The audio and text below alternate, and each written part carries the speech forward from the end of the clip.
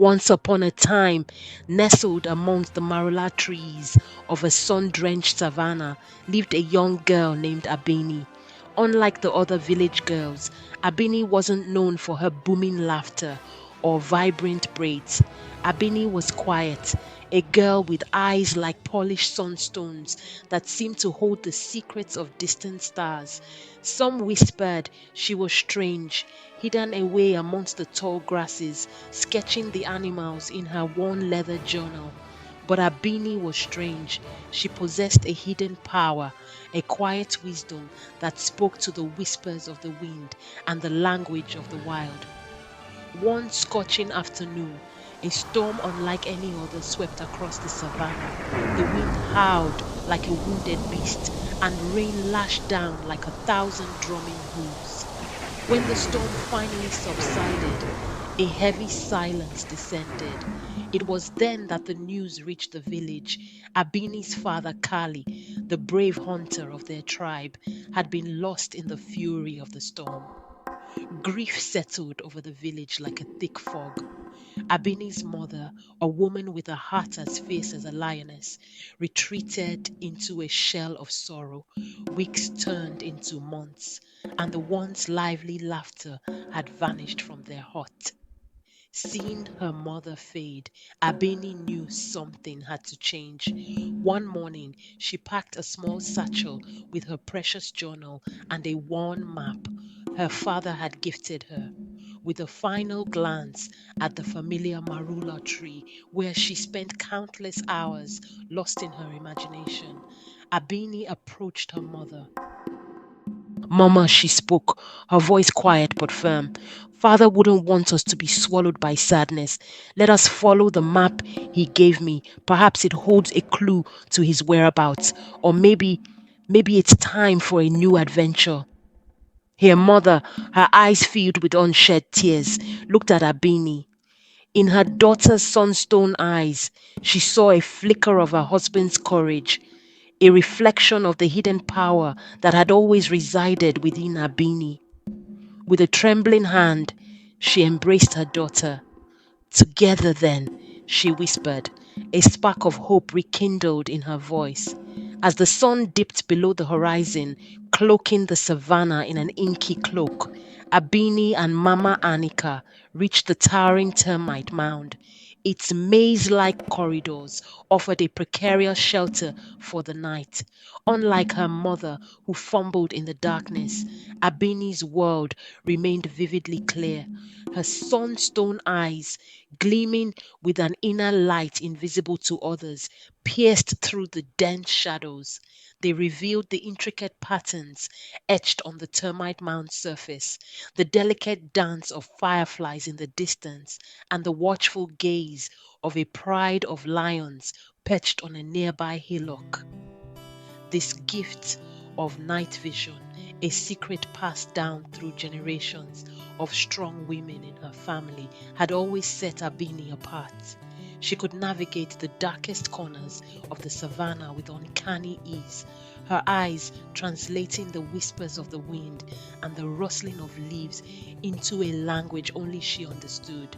It was a power she kept hidden, a wellspring of strength waiting to be tapped into.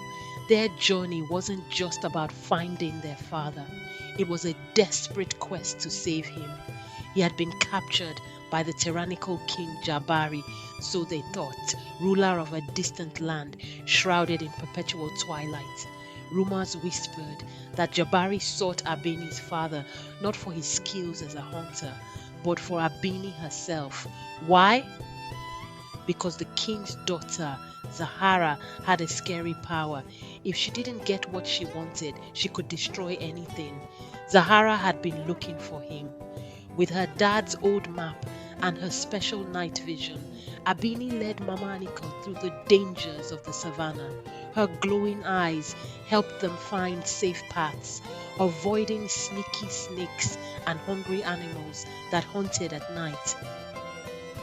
One night, while walking through a rocky valley, Abini's eyes spotted a black leopard hidden in the shadows, ready to attack.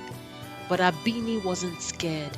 She spoke to the leopard in a special way, using sounds like leaves rustling, streams flowing, and elephants trumpeting. It was like a secret animal language only she knew. "We're not here to hurt you," Abeni whispered gently. "We just need to pass through." The leopard, surprised by the glowing eyes and the strange calming voice, stopped. It lowered its head and slunk away, leaving the path clear for Abeni and her mother. News of the girl with glowing eyes who talked to animals spread like wildfire throughout the savannah. Animals who were once scared became respectful. Maybe, just maybe, these new friends could help Abeni and Mama Anika find Abeni's father and escape the clutches of the scary King Jabari. As news of the girl with sunstone eyes reached far and wide, carried on the wind and whispered by the creatures of the savannah, it reached the ears of an unexpected ally, a wise old baboon named Makena. Makena, known for his vast knowledge of the lands beyond the savannah, lived atop a towering baobab tree overlooking a vast network of animal paths. One morning, as Abeni and Mama Anika rested beneath the shade of a giant acacia tree, a troop of baboons descended, chattering excitedly. At the forefront stood Makena, his fur a mix of silver and brown, his eyes twinkling with intelligence. "Greetings, travelers," Makena boomed, his voice surprisingly deep for his small stature. "Word of your journey and the girl with the eyes that pierced the night has reached even my humble abode." Abeni, both surprised and hopeful, explained their plight, their desperate search for her father, and the strange reason behind his capture. Makena listened intently, stroking his long beard. "King Jabari's land," he finally spoke, "lies beyond the whispering dunes, a treacherous desert shrouded in constant mist. It is said the dunes whisper secrets to those who listen closely." Hope sparked in Abeni's eyes.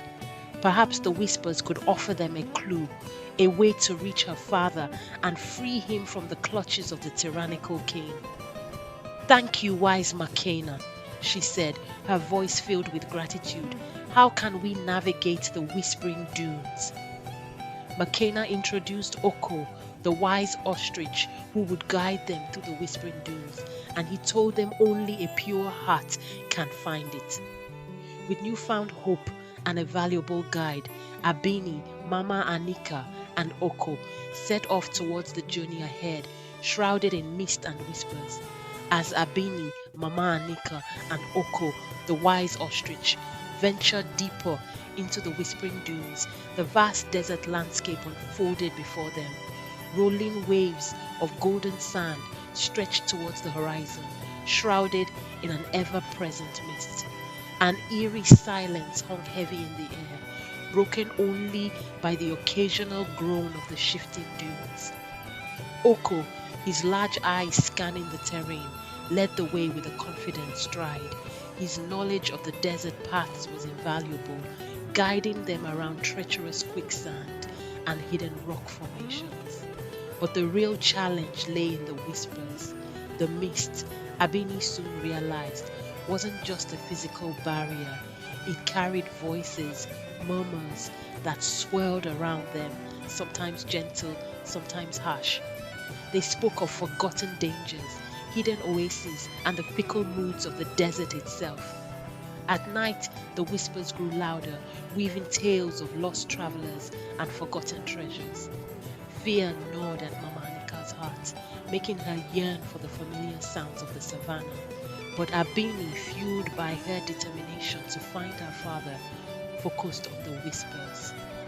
One particularly unsettling night, the wind howled like a banshee, carrying chilling whispers of a monstrous sand serpent that guarded a hidden entrance to King Jabari's land.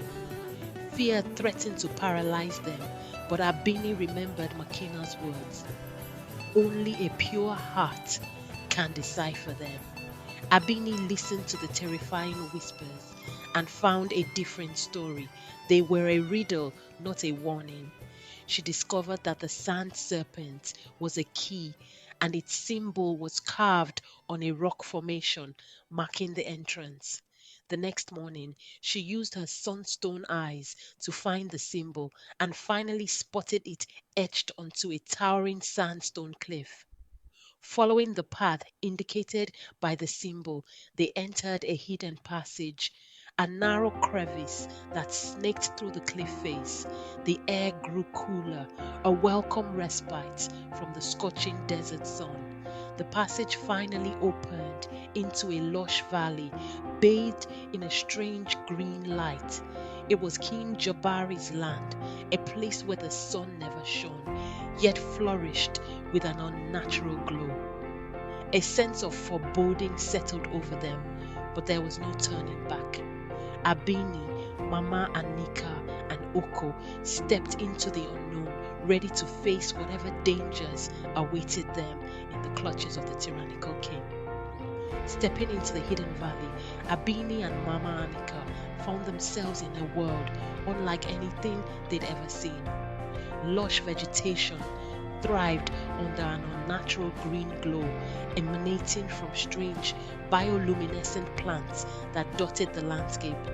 Towering fungi, taller than any baobab tree they'd encountered, cast grotesque shadows. The air hung heavy with an unfamiliar sweetness, cloying and unsettling. Oko, the wise ostrich, seemed uneasy. His sharp eyes darted nervously from the glowing plants to the strange insects buzzing around them. Gone was the confident stride he possessed in the desert. Here, in this unnatural land, even his instincts seemed to falter. Mama, Abeni whispered, her sunstone eyes struggling to pierce the strange green light. This place feels wrong, doesn't it? Mama Anika nodded, her hand tightly gripping Abeni's. It's unnatural, she croaked, her voice filled with worry. Where could your father be in such a place?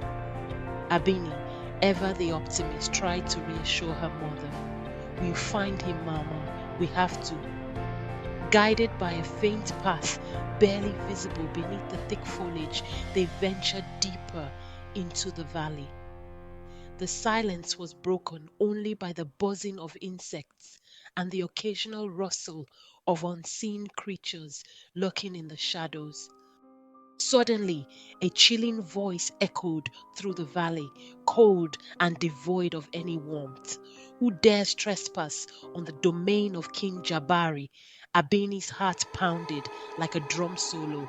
Emerging from the depths of the vegetation was a figure cloaked in darkness, its face obscured by a hood. An aura of power emanated from it, chilling them to the bone. We seek my father, Abeni said, her voice firm despite her fear. He was captured by your king.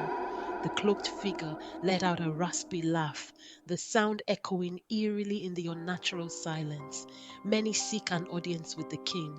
Few are granted it. But tell me, girl, with the eyes that pierce the night, what can you offer the king in exchange for your father's freedom? Abeni, realizing this was a test, straightened her shoulders. I offer courage, she declared, and a heart that seeks peace, not destruction. The figure stood silent for a moment, its presence heavy in the air. Then, with another chilling laugh, it turned and began to walk away. Follow it, Rust, without looking back. The king decides your fate. Abeni and Mama Anika exchanged a worried glance. Their journey had taken them to a strange and frightening land, and now they were face to face with the enigmatic King Jabari. What awaited them within the heart of his unnatural domain? The cloaked figure led them through a maze of bioluminescent flora. The air grew thick and humid, the strange sweetness now a suffocating perfume. Abeni squinted, struggling to adjust to the unnatural light. Oko kept close behind Mama Anika, his feathers ruffled with unease. After what felt like an eternity, they arrived at a colossal obsidian castle. Its dark, polished surface seemed to absorb any light that dared to touch it, creating an even deeper sense of foreboding. The cloaked figure gestured towards a massive, ornately carved door and disappeared into the shadows. Abeni and Mama Anika enter a vast room with an eerie green light emanating from a throne sculpted from a single massive black pearl. A figure shrouded in the green luminescence sits on the throne. As they approach, the light flickers, revealing King Jabari, a man with skin like polished obsidian and eyes that glowed with the same unnatural green light as the plants outside. So, the king boomed, his voice a deep rumble that echoed through the chamber. You are the girl with the eyes that pierce the night. And who might this be? My mother, your majesty, Abeni replied, bowing respectfully despite the fear gnawing at her. We come seeking my father, who was captured by your men. King Jabari tilted his head, his glowing eyes fixed on Abeni. Your father, he said, his voice laced with amusement, possesses skills valuable to my daughter Zahara, but your father is not here. Your father betrayed my daughter. Abeni's heart sank. She had heard whispers of Zahara's destructive power, but giving in to fear wouldn't help. Taking a deep breath, she spoke. Your Majesty, she said, her voice steady, perhaps there is another way. A way for your daughter to control her power without using force. A way that brings peace, not destruction. The king's amusement vanished. A flicker of something, perhaps curiosity, sparked in his glowing eyes. And how do you propose this peace be achieved, little Sunstone? He challenged, his voice a low growl. Abeni knew this was her chance. She had to show him that there was a different path, a path based on understanding and empathy. Here in the heart of King Jabari's unnatural domain, her journey was far from over. But with courage, a pure heart, and the power of her sunstone eyes, Abeni was determined to find a way to free her father and bring peace to this troubled land. King Jabari's obsidian eyes narrowed, considering Abeni's words. Peace, you say? For we have been battling the dark entity shadow for years. A novel concept in these lands, he rumbled, his voice echoing in the vast chamber. A flicker of something, perhaps a flicker of hope, seemed to spark within his glowing green gaze. I propose a different approach, Your Majesty, Abeni continued, her voice unwavering despite the oppressive atmosphere. Let me meet with your daughter, Zahara. Perhaps by understanding the root of her power, we can find a way for her to control it without causing destruction. The king remained silent for a long moment, the air thick with anticipation. Finally, he spoke, a hint of curiosity lacing his tone. And what makes you think this understanding will achieve something my own advisors have failed to? Because, Your Majesty, Abeni pressed on, I believe her power stems not from malice, but from fear and a lack of control. Perhaps she needs not a master, but a friend, someone who can connect with her on a deeper level. King Jabari studied Abeni for a long moment, his glowing eyes seemingly boring into her soul. Then, with a sigh that rattled the very walls of the chamber, he spoke. Very well, girl with the sunstone eyes. You shall have your audience with Zahara, but be warned, she is a creature of volatile emotions. One wrong move, and you may face a fate worse than capture. A wave of relief washed over Abeni, quickly replaced by a surge of apprehension. Meeting Zahara, a woman with the power to destroy, was a daunting prospect. But Abeni wouldn't back down, for there is this connection between them. Suddenly, a figure emerged from the shadows behind the throne. It was a woman, cloaked in shimmering silver fabric, her face obscured by a veil. Unlike the king's obsidian skin, hers was pale as moonlight. This Abini realized with a jolt must be Luna, one of the king's trusted advisors, rumored to possess a calming presence over Zahara's outburst. Luna will accompany you, King Jabari declared, gesturing towards the veiled woman. She may be of some assistance. A glimmer of hope flickered in Abini's eyes. Perhaps with Luna's calming influence and her own connection to nature, she could reach Zahara and find a solution that brought peace, not just for Zahara, but for both their kingdoms. Just as Abeni and Luna prepared to leave the throne room, a voice, surprisingly melodic but laced with a hint of hidden power, echoed through the chamber. Wait, the voice commanded.